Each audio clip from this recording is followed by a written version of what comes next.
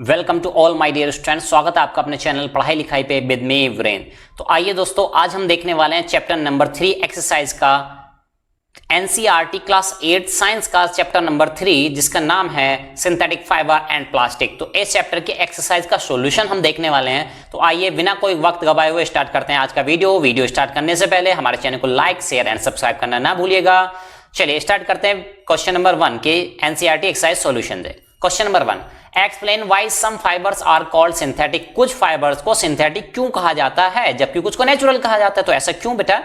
Some fibres are called synthetic, कुछ fibres को synthetic कहा जाता है because these are made by human beings. यानी कि कुछ फाइबर जो होते हैं वो मैन इंसान द्वारा बनाए होते हैं, इसलिए उनको सिंथेटिक फाइबर कहते हैं। यानी आपको एक चीज और पता चली, ऐसे फाइबर जो क्या होते हैं बेटा, मैन के द्वारा इंसान के द्वारा बनाए जाते हैं, उसको हम क्या कहते हैं? सिंथेटिक फाइबर कहते हैं। चलिए next question, mark tick the correct answer. यानी आपको टिक लगाना है, सही का निशान लगाना है किसके ऊपर? इन ऑप्शंस के ऊपर। पहला क्वेश्चन है रेयन। रेयन जो होता है, इट हैज ए, रेयन के बारे में कुछ बातें कही गई हैं। Rayon is different from synthetic fibre. Rayon जो होता है बाकी सिंथेटिक फाइबर से कुछ डिफरेंट होता है, कुछ हटके होता है। बिकॉज, उसका कारण बताइए। तो उसका कारण क्या है बेटा? It has a silk like appearance. ये सिल्क के जैसा दिखता है, इसलिए इसको क्या कहते हैं? सिंथेटिक फाइबर कहते हैं। क्या? It is obtained from the wood pulp. ये वुड पल्प से ऑब्टेन होता है, इसलिए ये सिंथेटिक फाइबर से डिफरेंट है। क्या? तो बिल्कुल सही ऑप्शन है कि ये वुड पल्प यानी नेचुरल चीजों से ऑब्टेन होता है। ये तो सिंथेटिक से थोड़ा डिफरेंट होता है, हटके होता है, इसलिए ऐसा कह सकते हैं। It is fibres can also be woven like those natural fibres. D नहीं, राइट ऑप्शन हो जाएगा बेटा B option, that is it is obtain from the wood pulp. Next third question है फिल इन द ब्लैंक्स। तीसरा क्वेश्चन है fill in the blanks. देखते हैं क्या है फिल इन द ब्लैंक्स में। A option, synthetic fibres are also called. Synthetic fibre को हम कुछ और कहते हैं, यानी उसके कुछ उपनाम हैं, जैसे कहते हैं ना सिनोनिम्स, कुछ ऐसी चीजें हैं। पहला और दूसरा फाइबर्स, यानी कि वो दो नाम कौन से हैं? तो वो ऑप्शन हो जाएंगे बेटा, अभी डेफिनेशन में भी हमने देखा। तो दीज आर आर्टिफिशियल, उसको फाइबर कह सकते हैं, या मैन मेड फाइबर। यहां पे स्पेस रहेगा, गैप रहेगा बीच में, है ना, तो उनको आर्टिफिशियल या मैन मेड फाइबर्स भी कहा जाता है। Next, synthetic fibres are synthesised, यानी कि सिंथेटिक फाइबर को सिंथेसाइज्ड किया जाता है कहां पे? फ्रॉम रॉ मटेरियल, एक रॉ मटेरियल से, जिसको क्या कहते हैं हम? Synthetic fibre are synthesised from raw material called, उनको क्या कहते हैं? तो उनको कहते हैं बेटा पेट्रोकेमिकल्स। ध्यान रखना है, उनको हम क्या कहते हैं?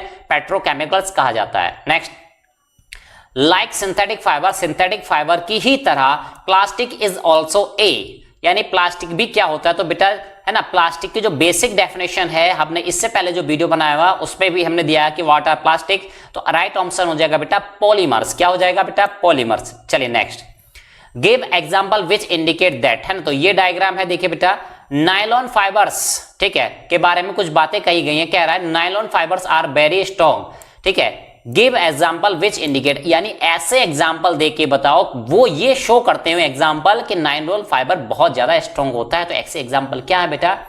Nylon fibres really so strong.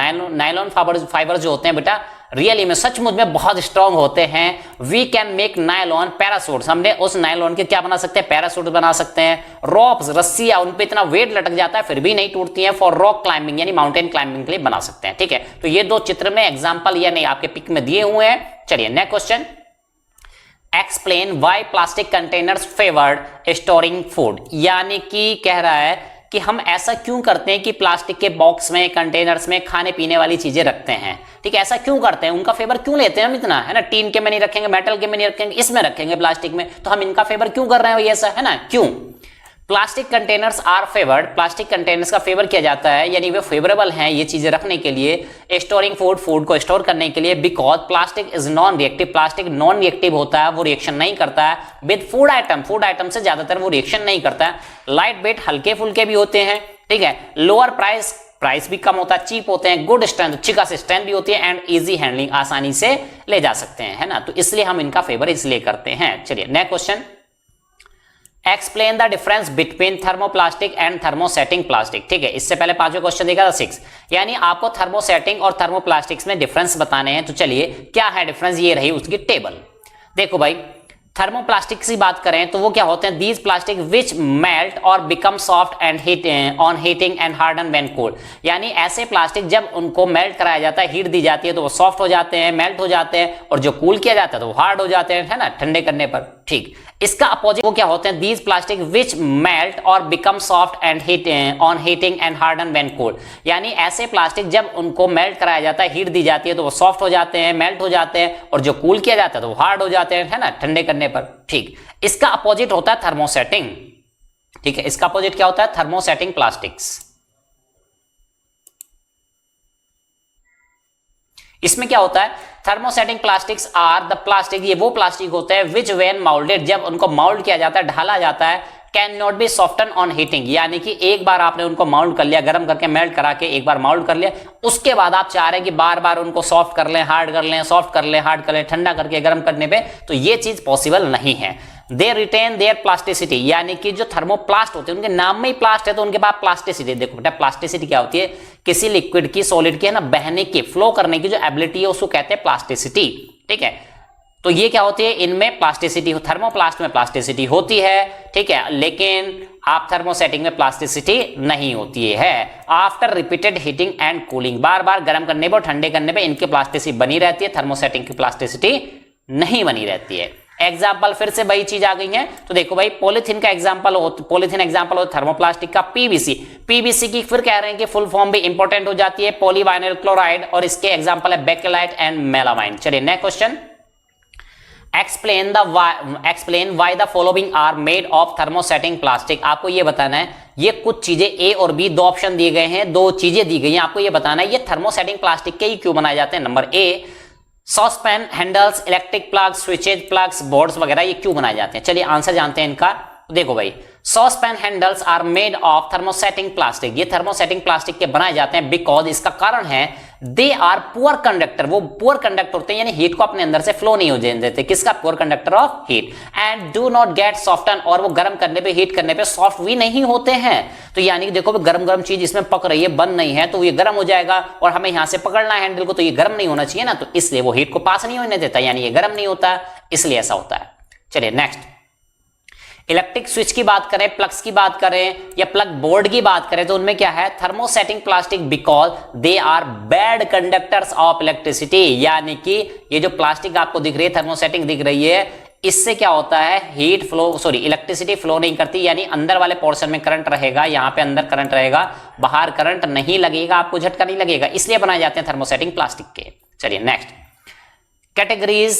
categorize the material of the following products into can be recycled and cannot be recycled, यानी आपको एक लिस्ट बनानी है, कैटेगरी तैयार करनी है, जिसमें आपको ये बताना है इनमें से कौन कौन सी चीजें रिसाइकल हो सकती हैं, कौन कौन सी चीजें रिसाइकल नहीं हो सकती है। लिस्ट कौन कौन सी है, telephone instrument, plastic toys, cooker handles, carry bags, ball point pens, plastic balls, plastic coverings on electrical wires and plastic chairs, and last electrical switches की बात करें। तो चलिए पूरी लिस्ट हमने तैयार कर दी है आपके लिए, ये रहे ऑप्शंस। देखिए, कैन बी रिसाइकल, जिनको रिसाइकल किया जा सकता है, दूसरा है कैन नॉट बी रिसाइकल, जिनको रिसाइकल नहीं किया जा सकता। तो किन किन को रिसाइकल किया जा सकता है, प्लास्टिक टॉयज को रिसाइकल कर सकते हैं, कैरी बैग को कर सकते हैं, बॉल पॉइंट पेन जो आप यूज करते हैं, 2-3 रुपए वाला जो पेन आता है, 3-4 रुपए वाला, उसको यूज करके फेंक देते हैं वो। प्लास्टिक बॉल्स मीन कटोरे वगैरह जो होते हैं, ठीक है।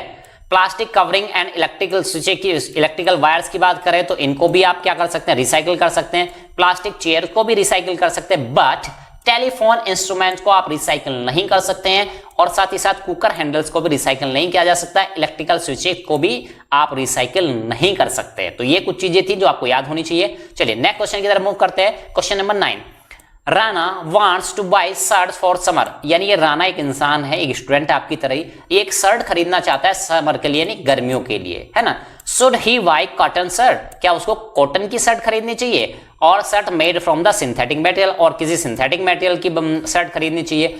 एडवाइज राना को सलाह दीजिए, गिविंग योर रीजन, और आपको कारण भी, सलाह तो दे रहे हैं, उसका कारण भी तो बताओ भाई, ऐसा क्यों करो आप, है ना। आंसर देखते हैं। Rana should buy A cotton shirt, Rana को एक कॉटन शर्ट बाय करनी चाहिए, because it will absorb sweat, वो पसीना सोख लेती है, एब्जॉर्ब कर लेता है, एंड एक्सपोज टू एटमोस्फेयर, और क्या करता है, एक्सपोज उस पसीने को, यानी पानी से, स्वेट से भीगी हुई जो शर्ट है वो एटमोस्फेयर के कांटेक्ट, भाई जैसे हमारी ये शर्ट है ना, अगर हमें अंदर से पसीना आएगा क्या होगा बेटा, है ना, अगर हमें अंदर से पसीना आ जाएगा, ठीक है, तो ये शर्ट बाहर भी भीग जाएगी, और बाहर से जब भीगी हुई शर्ट रहेगी तो एटमोस्फेयर की एयर जब इस शर्ट के कांटेक्ट में आएगी तो वो उस क्या कहते हैं, पानी को, स्वेट को क्या करेगी, एयर जब लगेगी तो क्या करेगी, वेपराइज हो जाएगी। क्या हो जाएगी, वो वेपराइज होगी। और जब कोई चीज वेपराइज होती है तो हमारी बॉडी को कूल फील होगा। जैसे आप समझिए आपने अपनी हथेली पे, पाम पे एक पेट्रोल की ड्रॉप डाल ली है, वो लिक्विड होता है और वो क्या हो जाता है, वेपराइज, गैस में कन्वर्ट हो जाता है। तो आपकी हथेली को, पाम को क्या लगता है बेटा, ठंडा ठंडा कूल कूल। ठीक है, तो इसी तरह से क्या होता है, यानी कि पसीना जब एब्जॉर्ब इवेपोरेट होगा तो कूलिंग होगी। तो इसलिए हमें कॉटन के कपड़े पहनने चाहिए, वो एब्जॉर्ब भी कर लेता है और वेपराइज भी बहुत तेजी से करता है क्योंकि एटमॉस्फेयर के कॉन्टेक्ट में आ जाता है। विल कॉज इवेपोरेटिव कूलिंग, यानी ये वर्ड आपको ध्यान रखना है क्योंकि वो वाटर को, मॉइस्चर को अब्सॉर्ब कर लेता है और इवेपोरेटिव कूलिंग प्रोवाइड कराता है, इसलिए हमको ऐसा करना चाहिए। चलिए next, give examples to show that plastics are non corrosive in nature. आपको एग्जांपल देने हैं बेटा, क्या करना है, एग्जांपल देने। और कैसे एग्जांपल देने, ऐसे देखने हैं जो आपको ये बता रहे हो कि प्लास्टिक्स जो होते हैं नॉन कोरोसिव होते हैं नेचर में, यानी उनको जंग नहीं लगता है ना। तो आंसर क्या हो जाएगा बेटा, देखिए plastics are non reactive, plastic non reactive होते हैं एंड नॉन कोरोसिव, और उनको जंग भी नहीं लगता, यानी वो रिएक्शन भी नहीं करते, रिएक्शन नहीं करते तो जंग भी नहीं लगेगा इन नेचर में। जैसे एग्जांपल देख लो, प्लास्टिक बॉटल्स है ना, प्लास्टिक की जो बॉटल्स होती है are use to store chemical, वो केमिकल स्टोर करने के लिए यूज होती है और केमिकल से उन बॉटल्स का कोई नुकसान भी नहीं होता है। Plastics are use to store various food item, वो फूड आइटम्स को स्टोर करने के लिए भी यूज होती है, तो यानी वो नॉन कोरोसिव है, नॉन रिएक्टिव इन केमिकल से, फूड आइटम से किसी से भी रिएक्ट वो नहीं कर रहे हैं। चलिए next question 11, should the handle and bristles of A toothbrush be made of the same material, यानी कि क्या हमें बनाना चाहिए हैंडल्स एंड ब्रिस्टल, यानी कि ये जो हैंडल वाला पार्ट है टूथपेस्ट का और ये ब्रिस्टल है ना, ये वाला जो पार्ट है, ये दोनों सेम मटेरियल के बनाने चाहिए क्या, हमें एक्सप्लेन, उसको एक्सप्लेन करके बताओ योर आंसर। आपका जो भी आंसर हो उसको एक्सप्लेन करके थोड़ा, है ना, उसको लेंथी करके बताओ थोड़ा सा। चलिए, handles and bristles should not be made of same material, तो हमारा आंसर ये है बेटा, जो हैंडल और ब्रिस्टल्स हैं वो दोनों सेम मटेरियल के नहीं बनाए जाने चाहिए। ठीक है, क्यों नहीं, उसका रीजन जानते हैं। Handle should be hard, handle जो होता है बेटा ये हार्ड होना चाहिए। कैसा होना चाहिए, हार्ड होना चाहिए, स्ट्रांग होना चाहिए। ठीक है, इसको हमें पकड़ना होता है, हैंड से पकड़ना होता है ना बेटा, है ना, तो ये हार्ड होना चाहिए, टूटे ना, फ्लेक्सिबल हो। ठीक है, ऐसा, सॉरी, क्या होना चाहिए, स्ट्रांग होना चाहिए, हार्ड होना चाहिए। जबकि जो ब्रिस्टल होते हैं जो कि हमारे दांतों के मसूड़ों के, है ना, कांटेक्ट में आते हैं, ये क्या होना चाहिए बेटा, सॉफ्ट होने चाहिए। Bristol should be soft and flexible, तो ऐसा पॉसिबल नहीं है एक ही मटेरियल हार्ड हो, स्ट्रांग हो और साथ में फ्लेक्सिबल सॉफ्ट भी हो, तो ऐसा पॉसिबल है। तो इसलिए दोनों चीज अलग अलग मटेरियल की बनाई जानी चाहिए। आंसर, आई थिंक आंसर आपको मिल गया होगा। चलिए नेक्स्ट क्वेश्चन पे चलते हैं, question number 12, avoid plastic as far as possible, आप प्लास्टिक का यूज अवॉइड करें, उसका इस्तेमाल ना करें जितना पॉसिबल हो सके। कमेंट ऑन योर एडवाइस, अपनी एडवाइस पे कमेंट कीजिए। ठीक है, अब देखो भाई क्या है, प्लास्टिक इज नॉन बायोडिग्रेडेबल, हम सभी लोग जानते हैं कि प्लास्टिक नॉन बायोडिग्रेडेबल होती है, यानी एटमॉस्फेयर में एक बार ये एंटर कर गई तो इसको डिग्रेड कर पाना, डिकम्पोज कर पाना बहुत मुश्किल, यानी एनवायरनमेंट से आउट कर पाना मुश्किल हो जाएगा, यानी इसकी क्वांटिटी तो बढ़ती चली जाएगी, ऐसे तो नुकसान पहुंचाएगी, है ना। Since plastic takes several years, plastic बहुत ज्यादा कई साल ले लेता हो तो डिकम्पोज, यानी उसको क्या होने में, डिकम्पोज होने में, डिग्रेड होने में। It is not environment friendly, ये एनवायरमेंट फ्रेंडली नहीं है। इट कॉजेज एनवायरमेंट पॉल्यूशन, इसकी वजह से एनवायरमेंट में पॉल्यूशन फैलता है।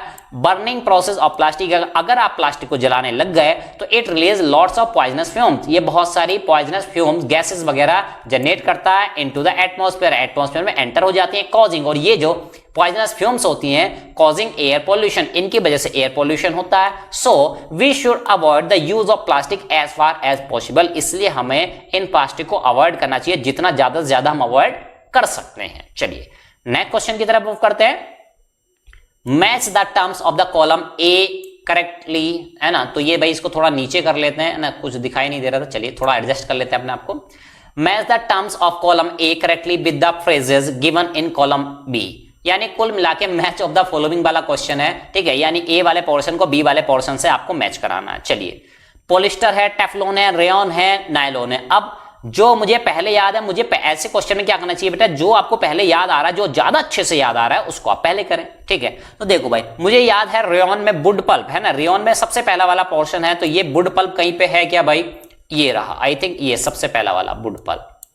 ठीक, नायलॉन कहीं पे है क्या, नायलॉन की रस्सियां, पैरासूट बनाए जाते हैं, तो कहीं पे है क्या, ये हो गया दिस वन। ठीक है, और नेक्स्ट है पॉलिस्टर, तो पॉलिस्टर क्या होता है बेटा, ये रिंकल, है ना, यानी रिंकल्स इसमें नहीं पड़ते हैं। नेक्स्ट है टेफ्लॉन, टेफ्लॉन बहुत ही क्या होता है बेटा, ये यूज किया जाता है आपका to make non stick cook pairs, यानी टेफ्लॉन एक टाइप की प्लास्टिक्स होती हैं, ठीक है। ये क्या होती है बेटा, तो टेफ्लॉन का यूज यानी सिंथेटिक फाइबर होते हैं जो कि कहां यूज किए जाते हैं, नॉन स्टिक कुकवेयर में। तो इस तरह से मैच ऑफ द फॉलोइंग आपकी हो गई। चलिए next question number 14, manufacturing synthetic fibre is actually helping conservation of forest. यानी कह रहा है कि हम जो बनाते हैं सिंथेटिक फाइबर्स वो एक्चुअली में हेल्प कर रहा है किसकी, कंजर्वेशन ऑफ फॉरेस्ट, यानी फॉरेस्ट को क्या कहते हैं, जंगलों को बचाने में मदद कर रहा है। कमेंट, ये कैसी बात हुई, बना रहे हैं सिंथेटिक और मदद कर रहा है। तो देखो भाई, अगर हम कोई चीज सिंथेटिक बना रहे हैं तो manufacturing of synthetic fibres help in the conservation of forest, forest को बचाने में मदद करता है, सुरक्षित रखने में मदद करता है, बिकॉज क्योंकि